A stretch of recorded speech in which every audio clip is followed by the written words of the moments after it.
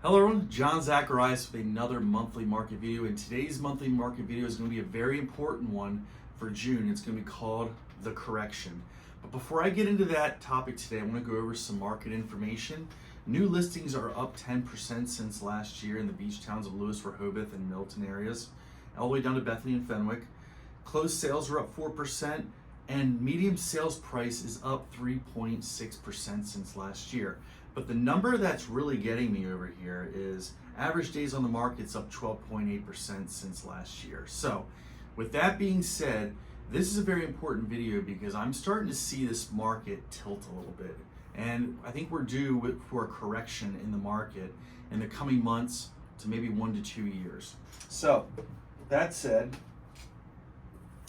I want to show you all where we were, where we are, and where we're going. Now, I don't like to predict the real estate market, but I will tell you all signs from history are pointing to this because the business cycle constantly goes up and down every 10 to 20 years.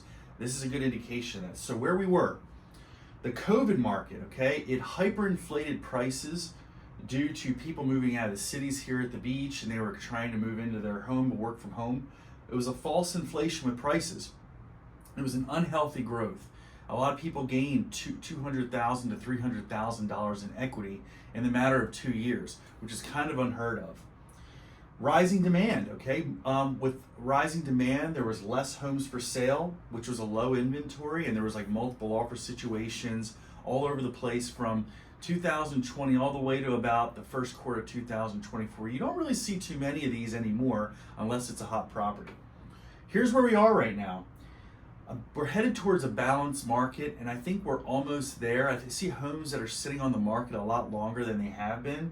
So it was predominantly a seller's market during the COVID market, but now I think it's kind of balancing out a little bit, and all of the inventory is headed towards the norm, all right, and not double-digit appreciation like it has been.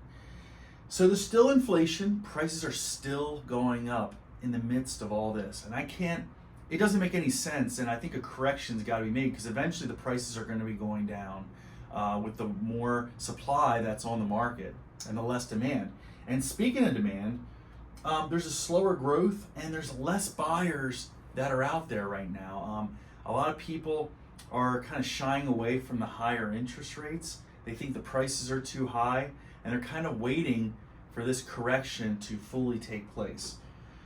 Higher rates, the interest rates are pretty high right now too. I think they're pushing towards 7%. So a house that was worth $400,000 back in 2021 with 3.5% interest rate is drastically different than a $400,000 house today with a 7% interest rate. You're adding a few thousand on to that mortgage, which some people, the jobs market hasn't caught up with that, with salaries and income that people are getting. So it's not correlating towards their affordability with some of these houses. Where we're going, like I said, I don't like predicting the market, but I will tell you the seller market to buyer market is transitioning, okay? So it was predominantly a seller's market. I think it's going to go back to where we were in 2016 and 17, where it was kind of a buyer's market. Homes were sitting on the market a lot longer than in the past.